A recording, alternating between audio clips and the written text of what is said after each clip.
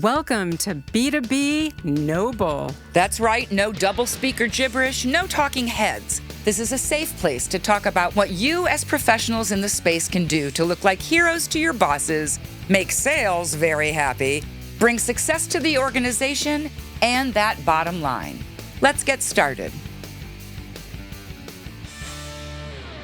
Hi, everyone. I'm Mary Olivieri. And I'm Liz Brohan, and this is my brother Jake. No, wait, that's not right. That's from the Blues Brothers. This is actually my brother, Mark Brohan. I could have been Jake, but sometimes the Blues have a lot in common with B2B marketing. Oh, there's a transition if I ever heard one. But not today, right? Because we have a red-hot B2B marketer as our guest today. Everybody knows Ruth Stevens, mostly because Ruth has probably taught every single one of us how to be a great B2B marketer. She teaches at New York's University Stern. She has taught at Columbia. She's taught all over the world, from Singapore to India to China and back. So we are so excited to have Ruth with us today. But that is certainly not all that she does. You know, she is a huge advisor to many of us. She has 2 of her own podcasts, so bow to you for teaching us how to do this as well. And then, of course, she runs her own marketing consulting firm. So thank you for spending some time for us today. And we're pretty excited because we're going to touch on a topic, or dive in, I should say, on a topic that often gets a little overlooked in B2B marketing, and that is retention. And retention actually covers quite a lot of ground. So welcome, Ruth, and I'm excited about this topic. Thank you. I am too. And the topic, as you said, is really often neglected in B2B marketing, annoyingly. I would agree with you as well. For as long as I've been in B2B, which is too many decades to count, really the driver was on lead gen, right? But not necessarily, or, new account acquisition, as we like to call it, but not necessarily on the organic growth aspect or the retention aspect of that. So, I mean, what do you think is causing, maybe a renaissance in trying to go after things outside of acquiring new clients? Yeah, there's a lot of drivers. It kind of started with COVID, maybe, and we weren't going on sales calls. We were all, thinking differently about our customer relationships.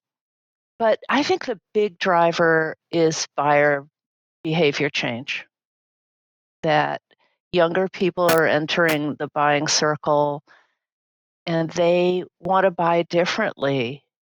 They want to buy business products and services the same way they do consumer. And that means digital, e-commerce. And we marketers tend to be better at digital communications than our sales counterparts.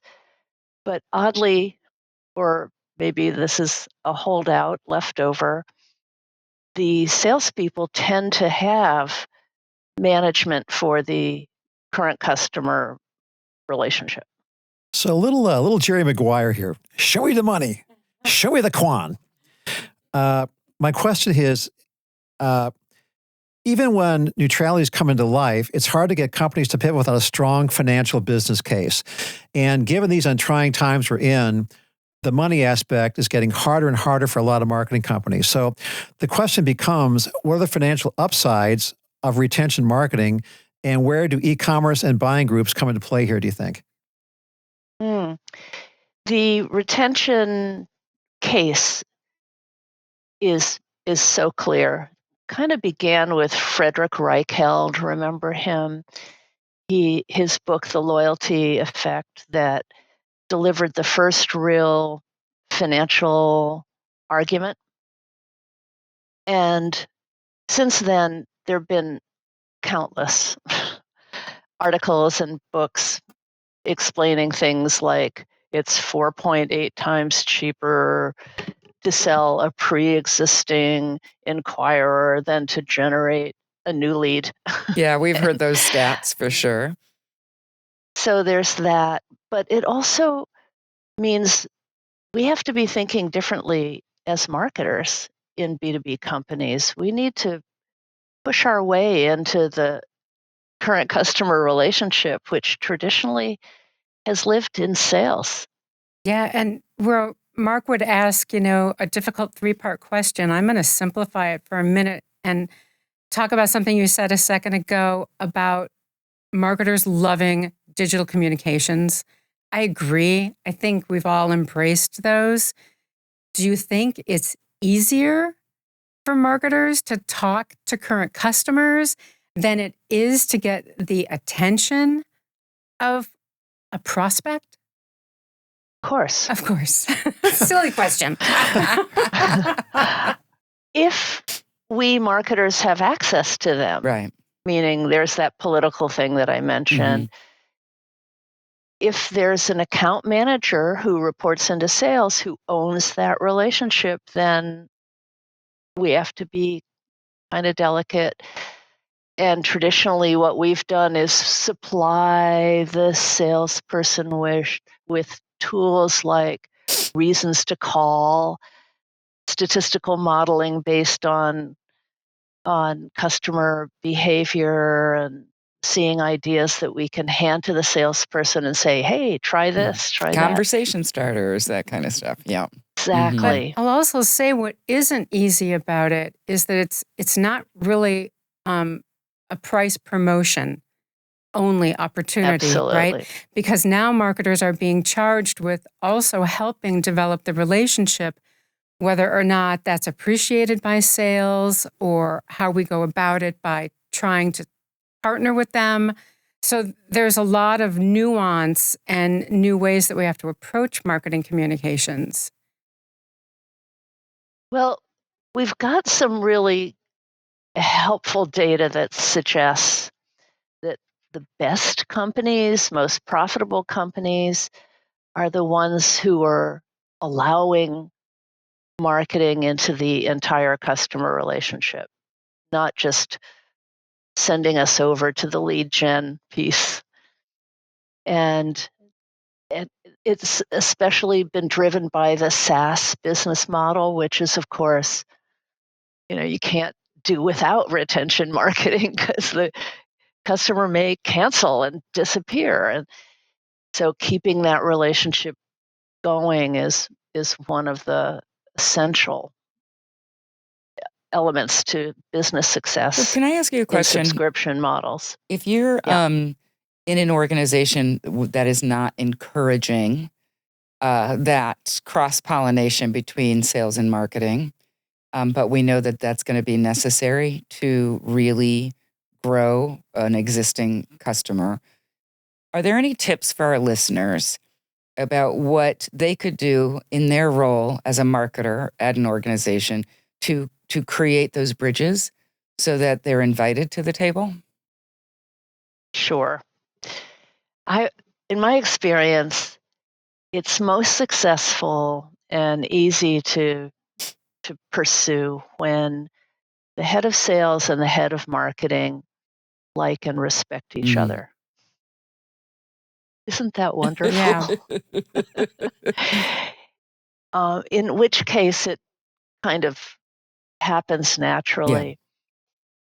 In B2B, traditionally, sales has owned the P&L responsibility, which is so odd because in consumer, it's marketing that owns the P&L.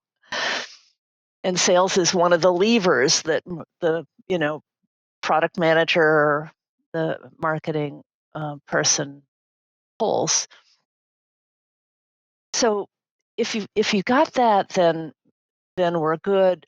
Outside of that, then bringing them ideas. One idea is I mentioned reasons to call. Others is cross-selling and upselling data, where you can show through data analytics statistical models that customers who bought this are highly likely to buy that. That gives the salesperson some hints, helps earn your respect. I can remember back when I was a younger marketer and we were doing a lot of acquisition marketing, right? Like Mary said, that was pretty much all we were doing. And we did this huge campaign, and the leads pretty much went in the desk drawer of the sales team. And what we learned was it was because they earned more incentives or commission from current customer. You were just talking about cross-sell and upsell. I know. And so they didn't pay attention to, some of the leads that we brought in for acquisition. But now, because you just said, I kind of feel like that's been flipped on its head, and now they might not be incentivized to do the cross-sell and upsell, because the relationship is now, shared with marketing. Do you think that has anything to do with it? And I know that we're getting into business models and not just marketing and sales. Yeah, it always goes back to that culture question, management, organizational structure, training, incentives. So all I have is ideas for how we can help deliver on the retention imperative. Like, for example, setting up an advisory board, which is a classic B2B strategy, pretty low cost, allows you to bring in maybe top customers or maybe target customer segments and invite them to give you feedback. Maybe bring them in for a weekend and have a nice dinner. And not only do they give you good ideas on the ground, but they also start buying into your mission and develop their own personal loyalty and sense of commitment and interest in your business. So, unlike consumer loyalty programs where we, they're really basically not available to us in B2B because we can't give perks and points and anything. Gee, when I worked at IBM years ago, we weren't allowed to accept a meal that was more than $25. Gee, today that would get you a cup of shrimp coffee. cocktail. Shrimp Yeah. cocktail. If even. With 2 shrimp. You'd have to count the shrimp. You'd have to ask first. Well, certainly the idea of an advisory board is a good one. We don't see a lot of that in B2B. So having, more of our listeners try to adopt that strategy could be great. And because today's customer can be so autonomous, do you find that it's difficult to recruit for these advisory boards? Or are people like, well, yeah, of course I want to tell you what I think? It can be, but this is actually an opportunity to bring those salespeople in and ask them to do the recruit. Pick the member and maybe someone they're working on. And can you That give would us be some my more suggestion. examples of what works in retention marketing, or even like you were just talking about new ideas that we might be able to, bring to the organization?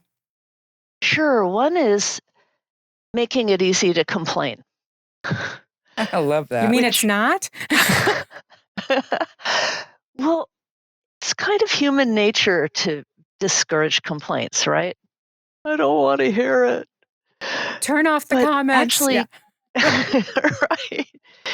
But complaints are really the richest source of opportunity to improve the customer experience and identify problems. And there's some wonderful data from one of my favorite loyalty experts, Michael Lowenstein, that suggests that a customer who had a problem, surfaced it, had it resolved, became even more likely to refer and to stay than someone who didn't have a problem in the first place.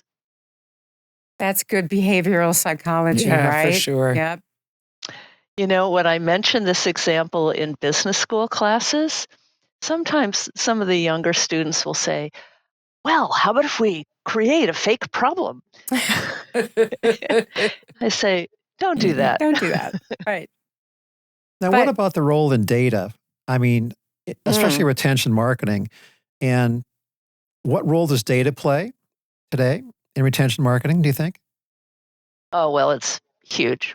I mean, it's what we database marketers have lived on for our entire careers. It's looking at behavior patterns and building predictive models to try to get stimulate more of the behavior that brings us revenue.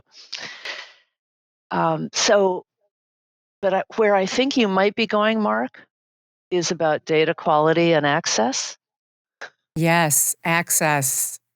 Man, Yeah, talk to us about that because I would I have seen a lot of, B2B marketing folks not be able to get their hands on the right access to the data. And I don't even know if they know where to look. Is it with customer service? Is it with sales? Is it the e-commerce guys we have to go talk to? Where is it? yes, yes, and yes. But typically, there's a thing called marketing operations. And typically, those guys do have access. And it often reports into marketing. Sometimes it's in sales ops.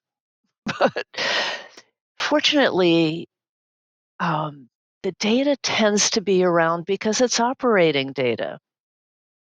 The customer service people maintain it for their own reasons. So we can generally get access to it. What I've seen is the the real impediment is that we marketers are sometimes guilty of delegating responsibility for the data Hmm. to Mary over there in marketing operations. She's in charge of the database. And I advise that we all get really intimately connected to these data sets, that we encourage the operations people to invest in data hygiene, data collection, and we make it a priority, a strategic priority in the company so that we can build these models and provide these opportunities for our counterparts in sales and account management. I think you're giving our listeners some really great advice there. And Thanks. one of the things they're going to have to champion and take to their bosses is the need for real training. You know, how Indeed. do I look at the data? How would I even be Interpret it. able? Yeah. Yeah. How would I interpret it? Good thought. Yeah, because what I want to do is not just say, oh, look at this. I want to be able to drive insight, right? That will help us, with more profit building. I mean, and that's a tip we could give everybody in B2B marketing. You're gonna separate the wheat from the chaff by finding that you can get reports about the data, but if you don't know what to do with that data, and the people who are giving you the reports and the data don't say, hey, and so thereby because of what you're looking at here, here's the next action. That's the big difference. And Liz, you and I in our careers side by side have run into that where it's just a bunch of data until you know what to do with it. And frankly, we talk so much about data, the analytics, all of that stuff. How does that translate into a human being's inclination to engage with your brand? Because really, as marketers, I don't care if you're B2B or B2C, you are talking to a human being about Here, a yeah. need. And do they need this? And if they do, consider this product or this service, right? So I think data is incredibly important, but only in how it translates into how we communicate to people and engage with them in a way that's helpful for both our brand and the consumer. And when I say consumer in this case, the B2B consumer. Right. And one of the topics or opportunities here that we haven't mentioned yet is defection prevention. Ooh, I love a new Meaning- phrase. I don't know that phrase, so I better get on it. Well, if a customer is going to find other solutions and drop us in whatever capacity, they usually give us signals like latency, where we can see that their purchase pattern is slowing down or shrinking in some way, or that there are other signals. They're not coming to our events, Right. whatever. But You know, reading there are those signs, right? lots of places, sources, and listening posts. You know, it's our responsibility to pay attention and to set up listening posts of our own to keep an eye on their behavior and notify whoever owns that relationship and allow them to take some action to find out if there's a problem, or are they talking to the competition? Mm-hmm. Which you might never know because a lot of it is, If you don't kind of ask. sight unseen. But it all kind of comes down to improving the customer experience, right? And being able to keep your eye on exactly what you were just talking about, somebody who might not be or have an appetite to purchase as much as they used to. The only way you're going to see that is if somebody in sales brings it to your attention or you see it in the data. But to Mary's point, you got to know to look for it, right? Right. So it does kind of come back to how do we all learn to acquire this data and look at it in ways that we think is going to be meaningful so that, all of our bosses don't feel like we're wasting our time just burying our head in some numbers. So retention and expansion training is an important Oh, good area tip. for us to focus on. And what are some of the things that go with that? A set of tools, a set of steps where marketing can be taking action, like setting up advisory boards, considering the most key accounts and how we should be treating them differently from ordinary accounts. We're not going to give them points, but we're certainly going to give them the best deals. That might be working with the purchasing department, their purchasing departments, I mean. It may be that we want to have special service levels for them, a dedicated 800 number, a set of dedicated service reps when they call in, a personalized website that allows them to buy more easily from us. I think all those ideas are great. And it begs one more question. So you mentioned investment, a few minutes ago. Are you seeing executives be more open to investing in these kinds of, implementation tactics or even strategies? Yeah, the tools and strategies that we're talking about here are not new. True. And so a sales executive who understands that marketing can provide real help to the account management teams will be all over this stuff. For We sure. hope. For sure. And there are some tried and true. I recently saw somebody salvage a relationship with a big customer by simply doing like old school stuff. Like they had said, hey, listen, it was a purchase cap kind of thing. We promise to give you a value add of X because it's a service model industry.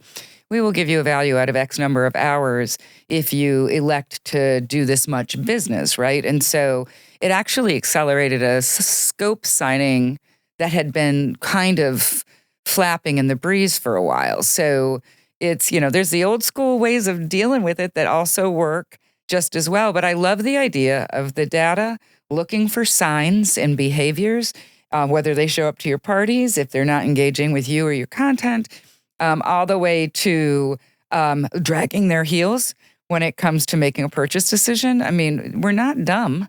Like, pay attention, right? Snap out of it, as Cher would say. I think there's still one elephant left in the room here. Hey, that's not nice. Could you talk about how you break down silo data between cross-functional teams? Well, I have a bone to pick with the MarTech stack. Ooh, I want to hear this, okay? All right? Because the MarTech stack is, everybody loves to throw that around. Yeah. And these tools are slowly but surely coming under the purview of marketing, meaning marketing is identifying and buying and managing the MarTech stack. But IT is in there as well, typically. And what I'm seeing is that the MarTech stacks are getting more and more complicated. Everyone wants the shiny new object, and then they're not used, and we don't seem to have the discipline to clean them up and rethink them on a regular basis. Scott Brinker came out with his landscape just last week.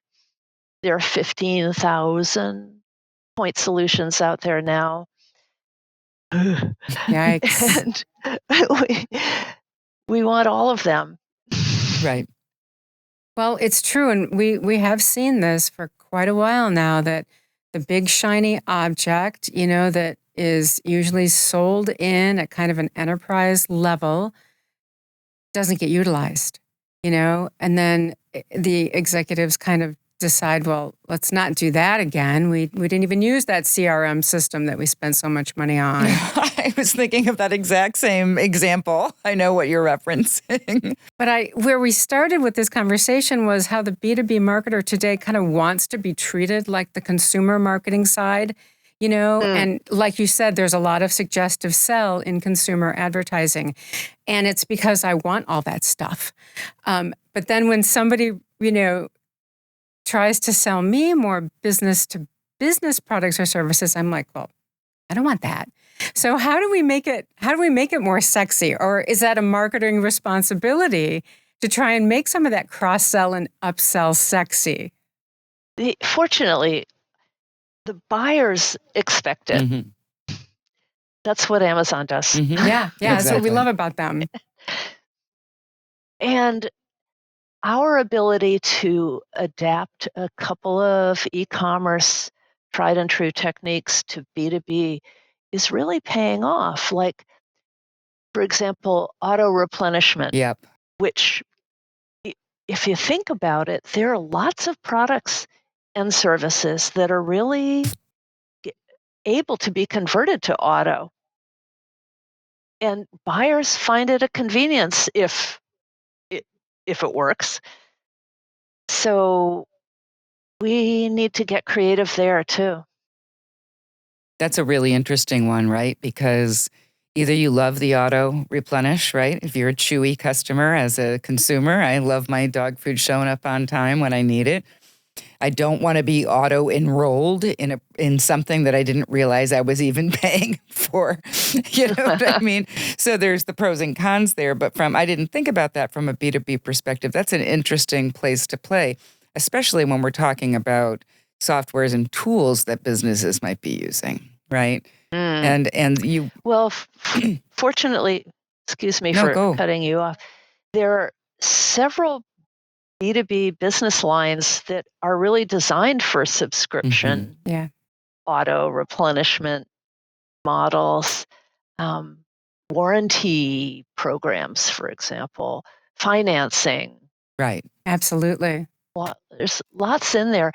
And especially on the consumer side, I've seen really wacky stuff go auto, like Kraft Foods started the Gevalia coffee Yes. auto ship business. We have stuff that can take advantage of that in the B2B world.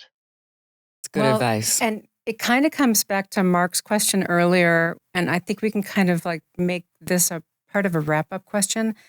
So, if most of the budget today is still being directed towards acquisition marketing, let's say it's 85%, is there a good That's what it's balance? been Do you have an typically. idea of how much, the marketers listening today should be thinking that they should be moving that budget or allocating that budget over to retention? Yeah, the good old days when Crane's B2B magazine published a survey every year, and it was invariably 85% on acquisition.